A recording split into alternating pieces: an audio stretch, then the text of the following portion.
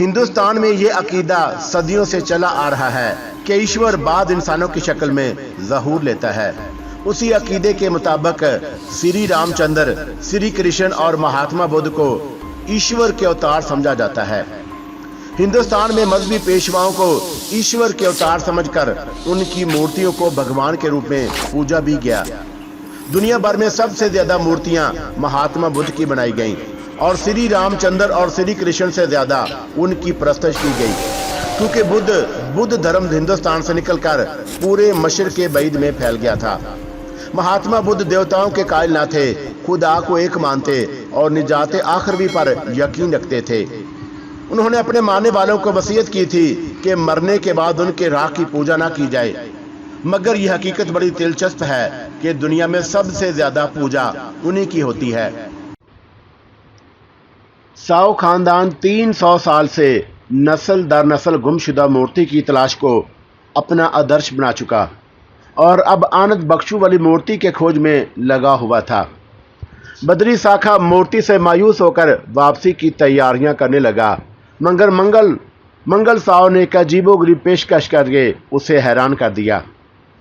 Gucci ساؤ نے جس مورتی کو گم کر دیا تھا وہ تو شاید سمندر کے پیٹ میں اتر گئی اور اب ہاتھ نہیں آ سکتی، مگر پٹنہ کی کھدائی سے برآمد ہونے والی مورتی ضرور ہندوستان میں ہی کہیں محفوظ ہوگی۔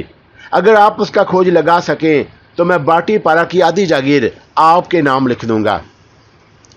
بدری ساکھا کو دولت اور جاگیر سے دلچسپی نہیں تھی، مگر منگل ساؤ کی پیشکش نے اس کے من میں آنند بخشی والی مورتی کھوجنے کی ایک نئی تڑپ پیدا کر دی۔ اس نے بدھ کی تاریخی امانت کو سرکار انگلشیا کے خفیہ قبضے سے نکالنے کا پکا ارادہ کر لیا۔ منگل ساؤ نے اس کی تلاش کے تمام اخراجات کا بیڑا اٹھایا اور جب وہ ساؤ گاری سے رخصت ہوا ایک بھاری رقم کی بھی پیشکش کی۔ بدری ساکھا آسام اور بنگال میں گھومنے اور آنند بخشو والی مورتی کا کھوج لگانے لگا۔ وہ یہ معلوم کرنا چاہتا تھا کہ 1848 میں کمپنی کے سرکار کے گورنر جنرل لارڈ ڈلہوزی نے بدھا کی مورتی شمال ہندوستان کے کسی شہر میں بھیج دی تھی۔ اس مقصد کے لیے اس نے پٹنہ، کلکتہ اور ڈھاکہ کا دورہ کیا۔ اسی تلاش کے دوران ایک دن ڈھاکہ میں بدری ساکھا سے میری ملاقات اچانک ہو گئی اور بھگوان کی مورتی کے ساتھ ساتھ ساؤ خاندان کے حالات کا بھی پتہ چلا۔ مجھے بدھ آثار تاریخ سے ہمیشہ گہری دلچسپی رہی ہے، مگر یہاں تو معاملہ بدھا کی ایک ایسی مورتی کی تلاش کا تھا جس میں ان کی راکھ محفوظ تھی اور جسے بدھ عالم گیانی بھکشو برسوں سے کھوج رہے تھے۔ میں نے بدری ساکھا سے وعدہ کر لیا کہ مقدس مورتی کے بارے میں تحقیق کروں گا، مگر یہ بات رہ کر میرے من میں کھٹک رہی تھی کہ گوچی ساؤ مر چکا، مورتی ایک حادثے میں ضائع ہو گئی جس میں اس کا کوئی دوش نہیں، پھر بھی اس نے ساؤ گاری کو نسل در نسل آباد رکھنے اور گم شدہ مورتی کو ڈھونڈ کر واپس ساؤ گاری لانے پر اصرار کیوں کیا؟ میرے نزدیک گوچی ساؤ کی اس آخری خواہش میں جسے پورا کرنے کے لیے ساؤ خاندان آج بھی بھاگ دوڑ کر رہا ہے، کوئی ایسا بھید ضرور پوشیدہ ہے جسے ظاہر نہیں کیا جاتا۔ آنند بخشو والی مورتی کی تحقیق و تلاش کے ساتھ میں نے ساؤ خاندان کا بھید معلوم کرنے کا بھی مصمم ارادہ کر لیا اور پھر جلد ہی رنگا متی واپس آ کر اس کام میں مصروف ہو گیا۔ مقدس مورتی کا تیسرا باب ختم کر کے میں ساؤ خاندان اور ساؤ گاری کے بارے میں سوچنے لگا۔ چاچا چکرورتی کا یہ شبہ غلط نہ تھا کہ ساؤ گاری کے ساتھ کوئی گہرا راز وابستہ ہے۔ خود سروپ ساؤ جی نے مورتی کا ذکر کرتے ہوئے بتایا تھا کہ اگر میں اس راز کو انکشاف کروں تو پوری دنیا میں ایک بھونچال آ جائے گا۔ آخر وہ بھید، وہ راز سربستہ کیا ہے؟ شاید چاچا نے اس راز کا کھوج بھی لگا لیا ہو۔ اس راز کو جاننے کے لیے میں نے مسودے کا ورق الٹا تھا کہ ماں کمرے میں داخل ہوئی اور بولی، ارے دن ڈوب گیا اور تو ابھی تک یہیں بیٹھا ہے۔ اچانک مجھے احساس ہوا کہ دن کی روشنی فرار ہو رہی ہے اور کمرے میں اندھیرا سا لگ رہا ہے۔ اس نے آگے بڑھ کر مسودہ میرے ہاتھ سے چھین لیا اور ٹرنک میں بند کر کے کہنے لگی، چل اٹھ، باقی کل پڑھ لینا۔ مقدس مورتی کا مسودہ انتہائی سنسی خیز مرحلے میں داخل ہو چکا تھا۔ میں چاچا کی تحقیق و تفتیش جاننے کے لیے سخت بے چین تھا، مگر ماں کے حکم سے انکار نہ کر سکا اور چپ چاپ اس کے ساتھ ہو لیا۔ وہ مجھے آنگن میں کھینچ لائی۔ میں نے دیکھا کہ اس نے کرتی بدل ڈالی اور چلوکا پہن لیا تھا جس کی آستینیں कोहनियों तक और निचला हिस्सा बमुश्किल कमर को ढांप रहा था। वो आंगन में खाट पर बैठी हुई कहने लगी, कैशव बेटे, अब मुझे ये मालूम करने में कोई दिलचस्पी नहीं कि तेरे चाचा पर हमला किसने किया था और उन्होंने मंगल साव के बारे में क्या कुछ लिखा है। क्यों माँ? मैं मुजस्समे सवाल बन गया। बस मुझे कुछ नहीं जानना। मैंने सुंदरमती के मुतल्लिक अपना विचार बदल दिया है। कैसा विचार? फिर बताऊंगी। ये कहकर उसने आकाश की तरफ देखा जो होले होले शाम के मलजगे अंधेरे में स्याही मायल होता जा रहा था, और मैं सोचने लगा, न जाने उसने सुंदरमती के बारे में क्या फैसला कर लिया है। रात बिस्तर पर लेटा देर तक ख्यालों में उलझा रहा। नींद तो ना आई, बस ज़हन के मुख्तलिफ कोठरियों के दरवाजे खुलते बंद होते और वसवसे आंख मचोली खेलते रहे। कभी ये सोचकर परेशान होने लगता कि आखिर इस पुर इसरार और लाजवाल ताकत ने, जिसे कुदरत कहते हैं, किस अनोखे तरीके से चाचा के मसूदात तक मेरी रहनुमाई की और भगवान की मतलूबा मूर्ति के साथ मुझे उससे मुतल्लिक ऐसी मालूमात से भी आगाही बख्शी जो मैं अपनी ज़ाती कोशिश से शायद जीवन भर हासिल ना कर सकता था। मगर मैं ये समझने से अभी तक कासर था कि कुदरत की इस रहनुमाई का मकसद क्या है। चाचा की वसीयत ये थी कि मूर्ति मंगल साव को ना दी जाए, गोया वह साव खानदान के हाथ नहीं लगनी चाहिए। इधर सरूप साहू जी ने मुझे उसी मूर्ति की तहकीक को तलाश का फ़र्ज सौंपा और मैंने वादा कर लिया था कि उनकी मदद करूंगा, यानी मूर्ति उन तक पहुंचाने में कोताही नहीं करूंगा। अभी तक चाचा की कोई ऐसी तहरीर नज़र से नहीं गुजरी थी जिसमें ये वजह भी लिखी हो कि मूर्ति साव खानदान तक क्यों ना पहुंचे। मगर यह अंदेशा बार बार परेशान कर रहा था कि चाचा ने आखिर कोई ना कोई वजह तो ज़रूर लिखी होगी। उनकी इस वसीयत सा ख्याल आता था कि उनकी नागहानी मौत का कारण मंगल साव ही था, जिसने चटागांग में उन पर बैलगाड़ी चढ़ा दी। क्या इन हालात में मैं चाचा की वसीयत के खिलाफ वर्जी कर सकता और मूर्ति सराब जी को पहुंचा सकता था? रात के अंधेरे में बिस्तर पर लेटा जब ये मैं सब कुछ सोच रहा था, कभी कभी शुबा होने लगता, जैसे कोई साया मेरे आसपास हरकत कर रहा हो। एक बार तो कोई शय जिसे मैं देख ना सका पलंग के इतने करीब से गुजरती महसूस हुई कि मैं बेइख्तियार घबरा कर उठा और तकिए से टेक लगाकर बैठ गया। इस वहम से जिसे मैं सनसनी दौड़ गई, शायद वो चाचा की रूह है जो सरदंश करने आई है कि अगर मैं मूर्ति गसाओगारी ले जाने का इरादा रखता हूँ तो ये फासद इरादा तर्क कर दूँ। ये इंकशाफ भी आज ही हुआ था कि उनकी रूह घर में आती जाती और नाकाबिल यकीन काम करती है। माँ के बकौल मेरी किताब और बंद कमरे की चाबी उसी रूह ने ताकचे में रखी थी और मैं इस बात को जुटला भी नहीं सकता था। दरअसल अभी अजीबोगरीब वाक़यात ने जो किताब और चाबी की तलाश के सिलसिले में पेश आए, मेरे यकीन को हिलाकर रख दिया था। अब एक बार फिर चाचा की रूह या भूत का ख्याल मेरे मन में हौल पैदा कर रहा था और मुझे यूँ लगता था कि मेरे अलावा कोई गैर मर्ई और नादीदा हस्ती भी कमरे में मौजूद है जो शायद मेरी निगरानी करने आई है। मैं चंद लम्हे तकिए से टेक लगाए बैठा और आंखें फाड़ फाड़ कर अपने चारों तरफ देखता रहा, मगर कुछ नज़र ना आ सका। उसके बावजूद अंधेरे में एक हल्की सी लतीफ़ सरसराहट सुन रहा था, महसूस कर रहा था, और यही सरसराहट होले होले एक अजीब सा खौफ बनकर मेरे दिलो दिमाग पर गालब आती जा रही थी। कई बार अर्ज कर चुका हूँ कि मैं बुज़दिल नहीं। ज़िंदगी में कितने दिल शकन हालात से पाला पड़ा हो, मसाइब से गुजरा और दुनिया का गर्म और सर्द देख चुका हूँ। मेरे अंदर ख़तरनाक से ख़तरनाक मौके पर भी हौसला कायम रखने और किसी नागहानी हालत में 2-4 आदमियों का मुकाबला करने की जुर्रत व हिम्मत मौजूद है। मगर कुछ अरसे से मैं अजीबोगरीब सपने या सूफ़ी अब्दुल जुबार की ज़बान में कशफ देखने लगा और ज़हनी तौर पर ख़ुद को कमज़ोर या पागलपन के करीब समझ रहा था। हालांकि सूफ़ी चाचा का ख्याल कुछ और था, मगर इस बात से इनकार नहीं किया जा सकता कि नाकाबिल यकीन हालात की वजह से मेरे असाब बुरी तरह मुतासर हुए। मैं जिन भूत रूह और असीब वगैरह को एक ज़हनी बीमारी समझता रहा हूँ, मगर ज़हनी बीमारी की यही वारदातें अब मुझे पेश आ रही थी और खौफो वहसास हर उसका गलबा बढ़ने लगा था।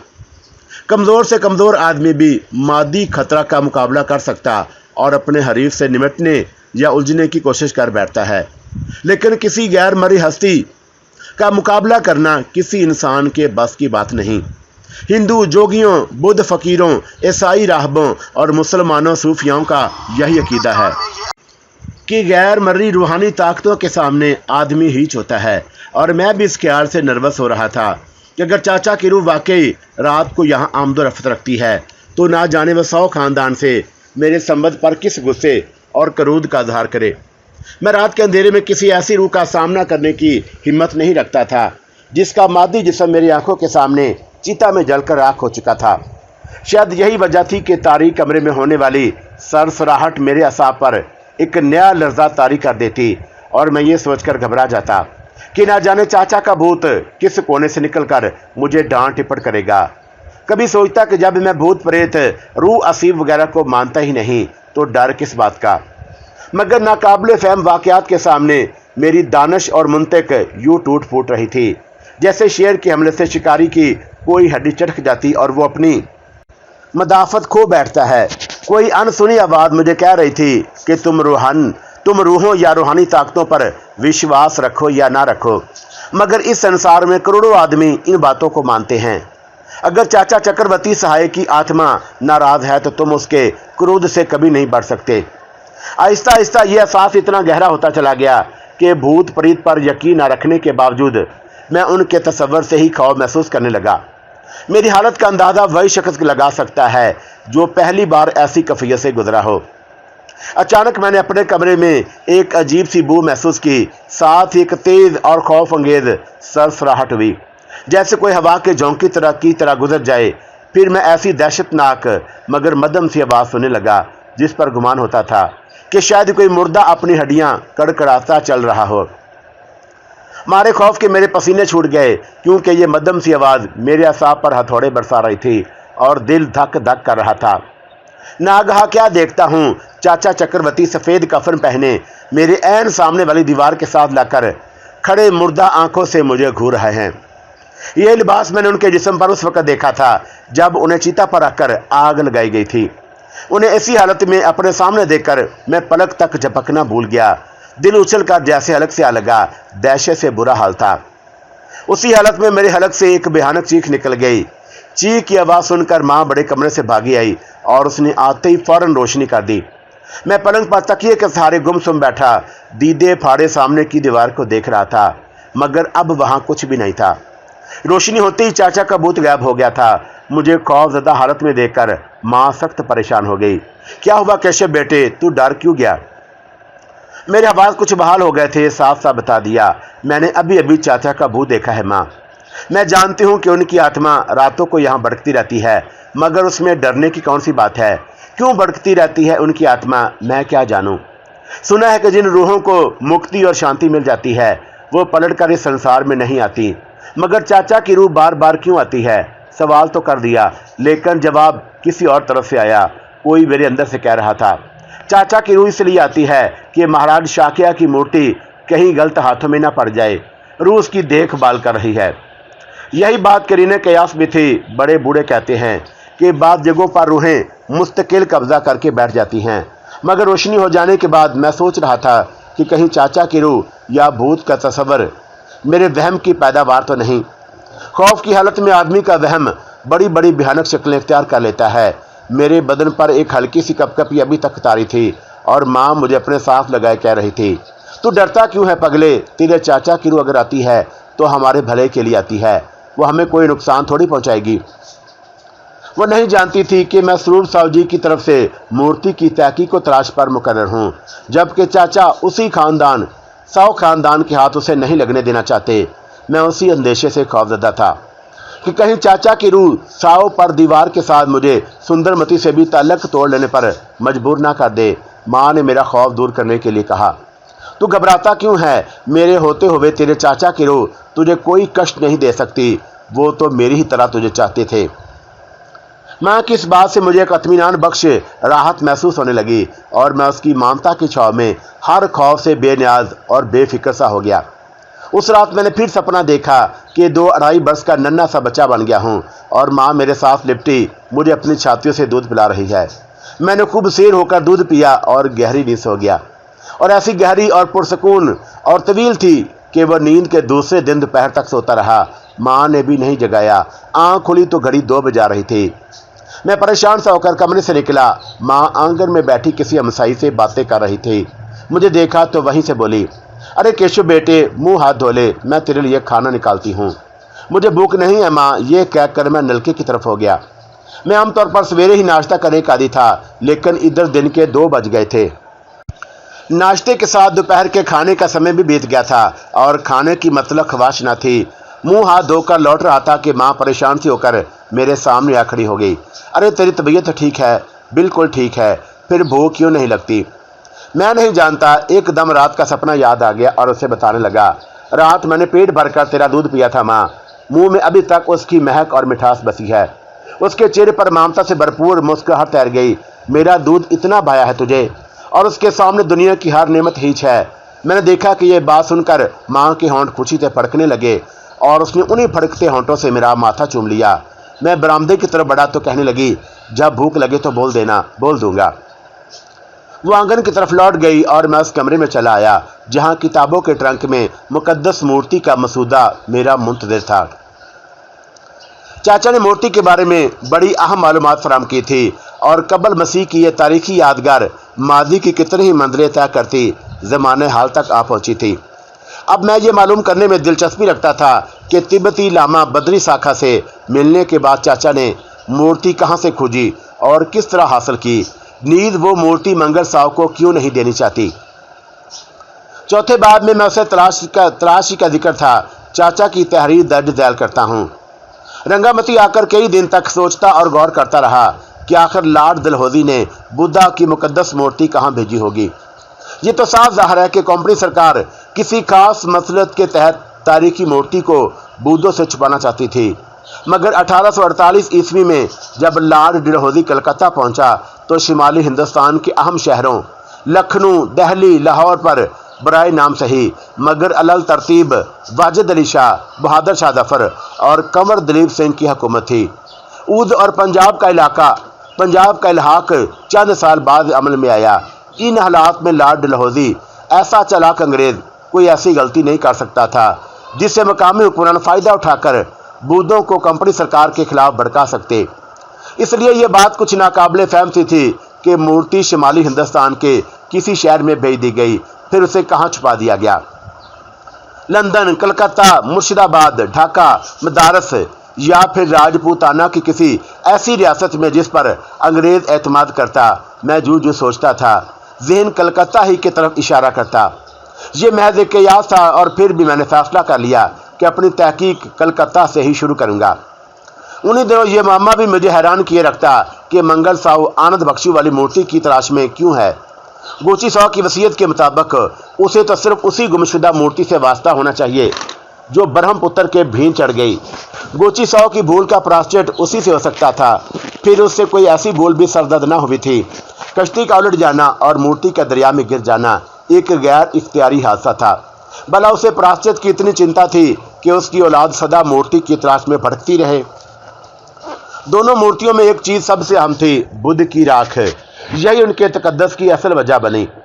عقیدت اور دھرم کے وشواس کی حد تک کسی ایسی شے کی چاہت سمجھ میں آ سکتی ہے، مگر کسی خاندان کا 300 سال سے نسل در نسل اسے ڈھونڈتے پھرنا یا تو پاگل پن ہے یا پھر کوئی ایسا راز سربستہ جسے 100 خاندان نے اپنے ہی سینے میں چھپا رکھا ہے۔ ہو سکتا ہے کہ بدھ کی راکھ میں روگیوں اور بیماریوں کا اچھا کر دینے کے علاوہ کوئی اور تاثیر بھی ہو جس کا بید صرف 100 خاندان جانتا ہے، مگر جب تک مورتی مل نہ جائے اس راز سے پردہ نہیں اٹھایا جا سکتا۔ میرے ذہن میں یہ راز جاننے کا ایسا تجسس پیدا ہوا کہ فوراً ہی میں نے بدھا سار تاریخ کی کتابیں اکٹھی کرنا شروع کر دی اور چٹاگان سے ہوتا کلکتہ پہنچ گیا۔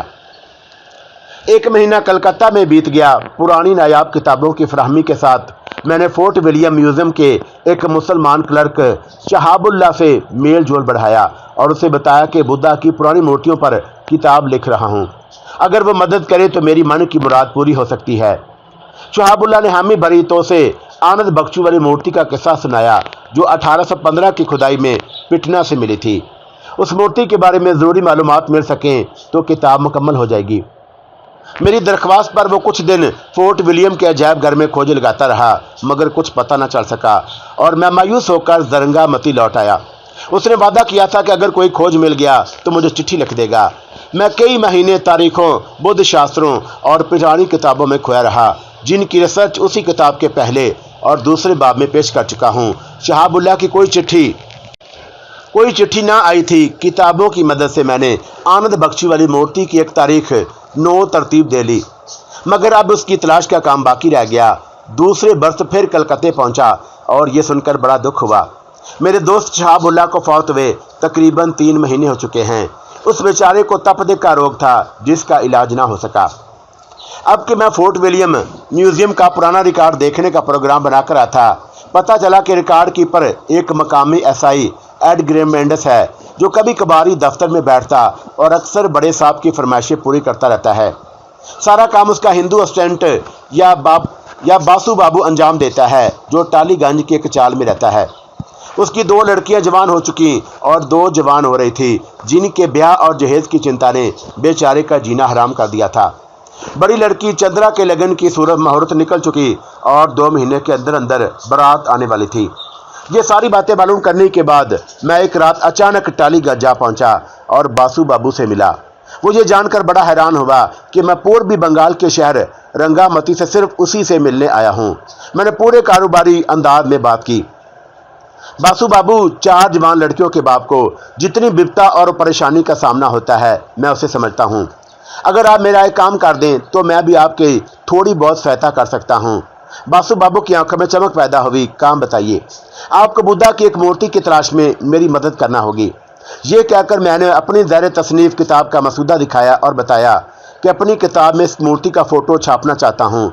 अगर आप अजायब घर का पुराना रिकॉर्ड देखकर मूर्ति ढूंढ लें और उसका फ़ोटो मुझे मुहैया कर दें तो आपको 100 रुपया भेंट कर दूंगा। अगर आप मूर्ति मेरे हाथों बेच दें तो 500 रुपये में खरीद लूँगा और 500 रुपये में चंद्रा बेटी का कुछ जहेज तैयार हो सकता है। बासु बाबू को म्यूजियम से सिर्फ 40 रुपये तनख्वाह मिलती थी। उसके लिए 500 रुपया एक बड़ी रकम थी। मेरी पेशकश मंजूर कर ली और मैंने मूर्ति की साखत बताई और अपने विचार भी जाहिर कर दिया कि 100 साल पहली मूर्ति इसी म्यूजियम में रखी गई थी, जिसे बाद अदा यहीं कहीं छुपा दिया गया। दूसरे दिन मैं उसके साथ म्यूजियम के रिकॉर्ड रूम में मौजूद था। बासु बाबू ने उसी दिन से काम शुरू कर दिया। कंपनी सरकार के ज़माने का बहुत सा रिकॉर्ड तलफ हो चुका या सिविल सेक्रेटरीट में मुंतकिल कर दिया गया था। 4-5 दिन की लगातार कोशिश के बाद कहीं लॉर्ड हार्डिंग और कहीं लॉर्ड डलहौजी के दौर का एक रजिस्टर दस्तयाब हुआ, जिसमें कदीम कुतुबों, मूर्तियों, शाही वारदात और बुद्ध के हुक्मरानों में बहुत सी मालूमात दर्ज थीं। उसमें पटना की खुदाई से बरामद होने वाली बुद्ध मूर्ति का मुक्त हिस्सा जिक्र भी था कि मूर्ति 1815 में दीगर बुद्ध नवारदात के साथ कंपनी सरकार के हिस्से में आई। उसके सिवा और किसी वाक़े का जिक्र न था। बासु बाबू की सारी मेहनत अकारत गई, मगर वो निराश नहीं हुआ और बोला, मैं मूर्ति ढूंढ निकालूंगा और मैं उसके दाम बढ़ा दूंगा। अगर आप कामयाब हो जाएं तो मुझे रंगाबती के पते पर खबर कर दें। ये कहकर मैंने सोने की एक अंगूठी उसके हाथ पर रख दी। ये अंगूठी मेरी तरफ से चंद्रा बेटी को दे दीजिएगा। इस तरह बासु बाबू को मूर्ति की तलाश का काम सौंपकर वापस हो गया। मुझे पूरा विश्वास था कि उसकी ज़रूरत कोई ना कोई रास्ता ज़रूर ढूंढ निकालेगी। चटागांग में जखानी जहाज से उतरा तो बंदरगाह पर बद्री साखा को देखकर दंग रह गया। मैंने बताया कि मूर्ति पर एक किताब लिखने के साथ उसकी तलाश का काम भी जारी है। उसने मुझे आशीर्वाद दी और कहा, तुम मूर्ति ढूंढ लो तो मंगल साव तुम्हें माला माल कर देगा। मैं उसे मंगल साव के लिए नहीं, उसे अपने लिए ढूंढ रहा हूँ। बद्री साखा ने चौंक कर मेरी तरफ देखा। हमारी ये मुलाकात चंद लम्हों की थी। मैंने ये भी न पूछा कि वह कहाँ जा रहा है और प्रणाम करके आगे बढ़ गया। रंगामती में बहुत सी घरेलू ज़रूरियात मेरा इंतज़ार कर रही थी। वापस आकर उनमें ऐसा उलझा कि किताब के मसूदे की तरफ भी तवज्जो न दे सका। कोई 1.5 महीने के बाद बासु बाबू की चिट्ठी मिली। लिखा था कि मैं फ़ौरन कलकत्ते पहुंचूं। ये संदेश यकीनन उसकी कामयाबी का इशारा था। मैं मुक़द्दस मूर्ति के इशाअत के सिलसिले में कलकत्ता के 1-2 पब्लिशरों से भी खतो किताबत कर रहा था। किताब की तकमील में तो शायद अभी कुछ देर हो जाए, क्योंकि मेरी कोशिश यही है कि आनंद बख्शी वाली मूर्ति के बारे में अपनी तलाश की आखिरी रिपोर्ट भी उसमें दर्ज कर सकूं। फिर भी पब्लिशरों से बातचीत ज़रूरी है, इसलिए किताब के मसूदे को अधूरा छोड़कर कलकत्ता रवाना हो रहा हूँ। बासु की चिट्ठी मुझे कामयाबी का पैगाम दे रही है। इन अल्फाज पर चाचा का अधूरा मसूदा ख़त्म हो गया था, मगर दूसरे सफ़े पर उनकी तहरीर बड़े शिकस्ता अंदाज में दर्ज थी। दरअसल ये तहरीर उन्होंने कलकत्ता से वापसी पर ज़ख्मी हालत में शायद बिस्तर पर लेटे लेटे लिखी थी। ये उनकी आखिरी तहरीर थी, क्योंकि वह ज़ख्मों से जांबर ना हो सके और मैं बड़ी बेचैनी के साथ वो इबारत पढ़ने लगा। میں کلکتہ میں باسو بابو سے ملا۔ یہ ملاقات اس کے گھر واقع ٹالی گنج میں ہوئی۔ اس نے بتایا کہ میں نے فورٹ ولیم میں ایک تہہ خانے کا سراغ لگا لیا ہے جہاں بہت عرصہ پہلے غیر ضروری اشیاء رکھی جاتی تھی۔ کمپنی سرکار کا کچھ پرانا ریکارڈ وہاں مل گیا ہے اور اس میں مورتی کے بارے میں بعض معلومات حاصل ہوئی ہیں، مگر مورتی کہاں ہے؟ وہ اسی تہہ خانے میں تھی۔ تھی کا مطلب یہ ہے کہ اب وہاں نہیں۔ جی ہاں، میں یہی بتانا چاہتا ہوں۔ پھر وہ کہاں گئی؟ میں اسے تہہ خانے سے نکال لایا ہوں۔ مجھے اس کے الفاظ پر یقین نہیں آ رہا تھا۔ وہ اندر گیا اور جب کمرہ ملاقات میں واپس آیا، مہاراج شاکیہ منی بدھ کی مورتی اس کے ہاتھ میں تھی۔ اس نے مورتی میری طرف بڑھائی۔ آپ دیکھ کر تسلی کر لیں کہ یہ وہی مورتی ہے جسے آپ ڈھونڈ رہے تھے۔ میں نے پیتل کی مورتی کو دیکھا، اس پر کندہ پالی زبان کے الفاظ اور نام دیکھے اور باسو بابو کو آفرین کہی۔ اس سمے جب مقدس مورتی میرے ہاتھ میں تھی، میں اپنے آپ کو بڑا ہی باغبان سمجھ رہا تھا۔ باسو بابو نے ایک سنسنیخیز انکشاف کر کے مجھے چونکا دیا۔ وہ بولا، آپ کو چٹھی لکھنے کے دوسرے دن ایک نامعلوم آدمی میرے پاس آیا اور کہنے لگا کہ میں 500 کی بجائے 1000 روپے دینے کو تیار ہوں، مورتی مجھے دے دو۔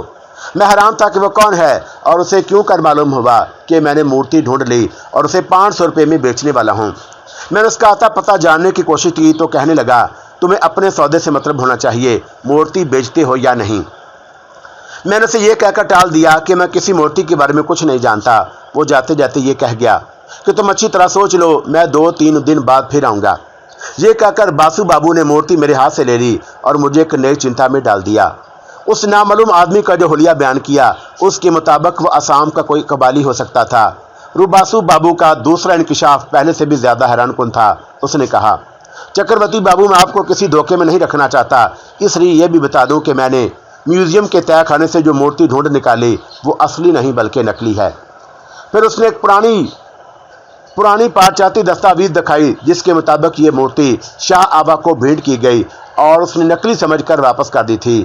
اسے غیر ضروری شے کی طرح تہہ خانے میں پھینک دیا گیا۔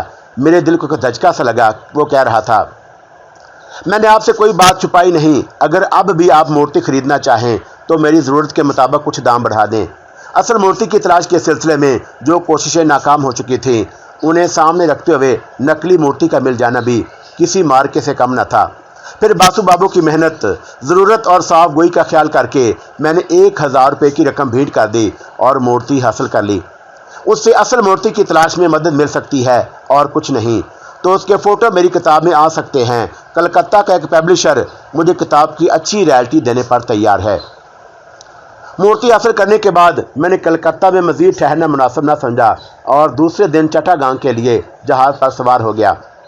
کلکتہ اور چٹاگانگ کے درمیان سفر عموماً بحری جہاز یا لانچ کے ذریعے آسان ہوتا ہے، مگر جہاز پر سفر کے دوران یوں لگا جیسے کوئی پر اسرار شخص میرے آس پاس منڈلا رہا ہو یا دوسرے لفظوں میں میری نگرانی کر رہا ہو۔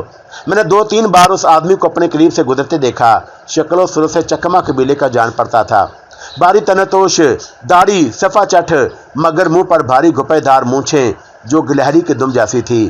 دائیں کان میں چاندی کا بالا اور بائیں کان کی لو کٹی ہوئی۔ باسو بابو نے جس نامعلوم اجنبی کا حلیہ بتایا تھا وہ اس سے بالکل مختلف تھا۔